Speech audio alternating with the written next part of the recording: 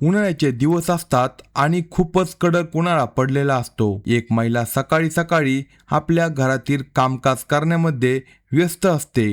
तेवढ्यात अचानक तिची मुलगी आणि जावई तिच्या घरी येतात. त्यांना पाहून ती खूप आनंदी होते. मग ती त्यांचं आदरातिथ्य करते.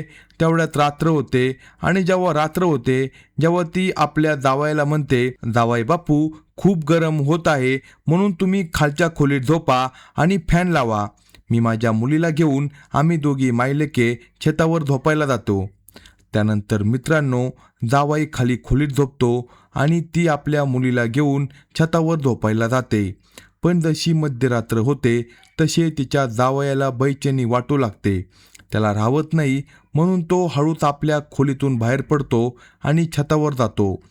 जेव्हा तो छतावर जातो तेव्हा तो आपल्या सासूला बायको समजून तिच्यासोबत असं काही करू लागतो की ज्याबद्दल तुम्ही कधी विचारही केला नसेल. घटनेची सविस्तर माहिती आपण या व्हिडिओमध्ये पाहणार आहोत. जर तुम्ही चॅनलवर नवीन असाल तर कलम 302 या मराठी चॅनलला लगेच सबस्क्राईब करा. एका छोट्याशा गावातील ही एक सत्य घटना आहे. ही घटना 2012 मध्ये घडली होती. त्या गावामध्ये सुषमा नावाची एक अतिशय सुंदर महिला आपल्या घरी एकटी राहत होती. सुषमाला नवरा नव्हता. तिच्या नवऱ्याचं निधन जवळपास 4-5 वर्षापूर्वी झालं होतं आणि नवऱ्याच्या निधनानंतर ती आपला उदरनिर्वाह करण्यासाठी गावातील एका सरकारी शाळेमध्ये खिचडी बनवण्याचं काम करत होती. दररोज ती शाळेत खिचडी बनवायला जायची आणि संध्याकाळ झाली की घरी परत यायची. तिची एकुलती एक मुलगी होती. तिचं नाव निर्मा असं होतं. निर्माचे लग्न तिने जवळपास 6-7 वर्षापूर्वीच केले होते. ती आपल्या नवऱ्यासोबत खूप आनंदात राहत होती. तिचा नवरा दिल्लीमधील एका प्रायव्हेट कंपनीमध्ये नोकरी करत होता आणि चांगली कमाई देखील करत होता. दिल्लीमध्येच भाड्याच्या घरात तो बायको निर्मलासोबत राहत होता. निर्मला जवळपास 3-4 वर्षापासून आपल्या आईला भेटण्यासाठी माहेरी आली नव्हती. पण ती रोज फोनवर आपल्या आईसोबत बोलत असायची आणि आईसोबत बोलून तिला खूप आनंद व्हायचा. सुषमाला देखील आपली मुलगी निर्मलासोबत बोलून खूप आनंद होत असायचा आणि कधी कधी तिचा जावई देखील तिच्यासोबत बोलत असायचा. तिच्या जावयाचे नाव राकेश होते. राकेश खूपच देखणा आणि स्मार्ट मुलगा होता. तो चांगली कमाई करत होता, म्हणून दिल्लीमध्ये भाड्याचे घर घेऊन आपली बायको निर्मलासोबत तो ठेवत होता आणि निर्मला त्याच्यासोबत खूप आनंदी होती. पण अजून त्यांना मूलबाळ झालं नव्हतं, त्यामुळे कधी कधी दोघांमध्ये हलका फुलका वाद होत असायचा. पण निर्मला खूप समजूतदार होती. ती कशी तरी राकेशला समजावून घेत असायची आणि मग राकेश देखील शांत होत असायचा. त्यानंतर दोघे पुन्हा हसत खेळत राहू लागायचे आणि सुषमा गावातच राहत होती. तिच्याकडे 2-4 एकर जमीन होती. त्यावर ती शेती करायची आणि शाळेत जाऊन खिचडी बनवायची. अशा प्रकारे ती आपला उदरनिर्वाह करत होती. तिच्या नवऱ्याच्या निधनानंतर तिच्या घराजवळच एक म्हातारा माणूस राहत होता, जो तिची खूप मदत करत असायचा. तो तिच्याच वयाचा होता.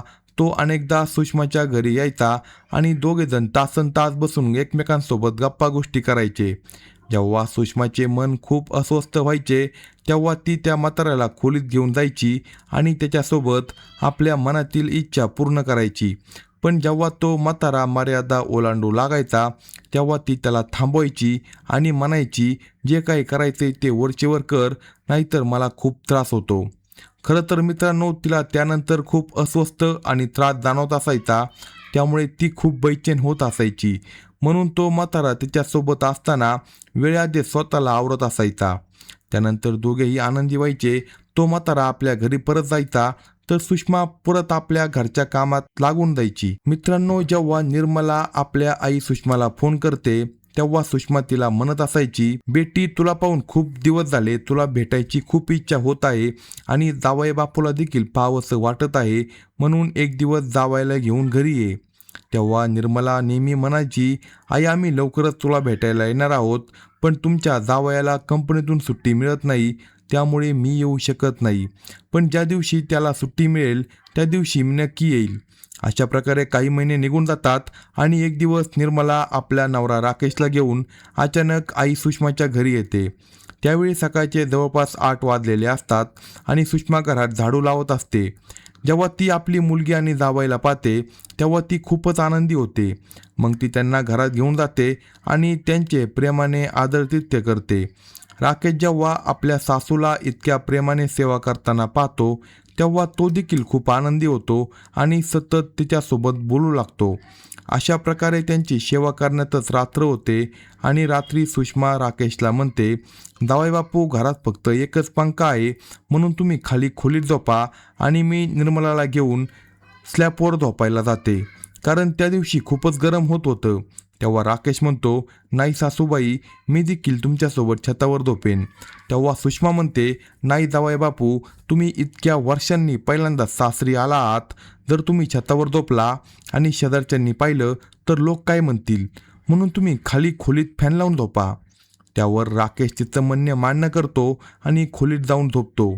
सुषमा आपल्या मुलीला घेऊन छतावर झोपायला जाते. मग मित्रांनो, मध्यरात्र होते आणि राकेशला बेचैनी वाटू लागते. त्याला राहत नाही. तो विचार करू लागतो, आता मी नेमकं काय करू. त्यानंतर तो हळूच खोलीतून बाहेर पडतो आणि जिन्याने छतावर पोहोचतो. तिथे तो पाहतो की त्याची बायको आपल्या आईसोबत गाढ झोपली आहे. त्यावेळी अंधारलेली रात्र होती आणि फक्त चांदण्यांचा हलकासा प्रकाश पडत असतो.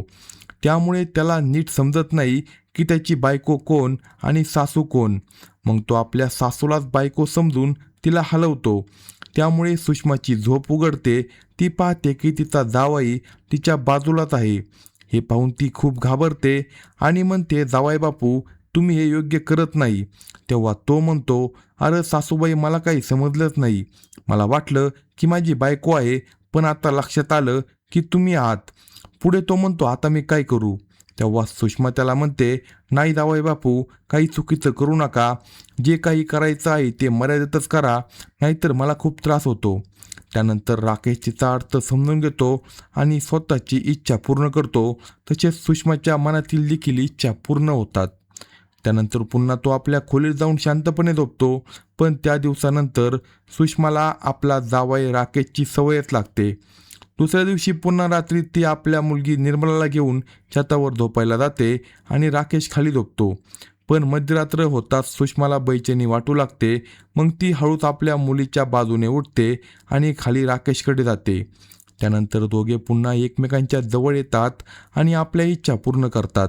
अशा प्रकारे ते रोज रात्री एकमेकांना भेटू लागतात. पण राकेशला अजून हे माहीत नव्हते की त्याच्या येण्यापूर्वी सुषमा एका म्हाताऱ्या माणसाला घरी बोलवत असायची. अशा प्रकारे 15-16 दिवस जातात. एके रात्री राकेश पाहतो की सुषमा घराबाहेर निघाली आहे. हे पाहून तो तिच्या मागे जाऊ लागतो. तो पाहतो की थोड्या अंतरावर असलेल्या एका छोट्याशा झोपडीत ती जाते. मग तोही त्या झोपडीजवळ जाऊन उभा राहतो. तिथे तो पाहतो की सुषमा एका म्हाताऱ्या व्यक्तीसोबत बोलत आहे. हे पाहून त्याला काही समजत नाही. तो म्हातारा कोण आहे आणि इतक्या रात्री सुषमा त्याला भेटायला का आली आहे. मग तो शांतपणे परत घरी येतो आणि झोपतो. मग सकाळी उठल्यावर तो सतत विचार करू लागतो की त्या म्हाताऱ्यासोबत सुषमाचे नक्की काय नाते आहे. मग तो सुषमाला काही विचारत नाही. दुसऱ्या दिवशी पुन्हा तो पाहतो की त्याची सासू सुषमा त्या झोपडीकडे जात आहे. मग तो पुन्हा तिच्या मागे जातो. त्यावेळी तो पाहतो की सुषमा त्या म्हाताऱ्यासोबत आपली इच्छा पूर्ण करत आहे. हे पाहून राकेश खूप हादरतो आणि शांतपणे परत आपल्या खोलीमध्ये येतो.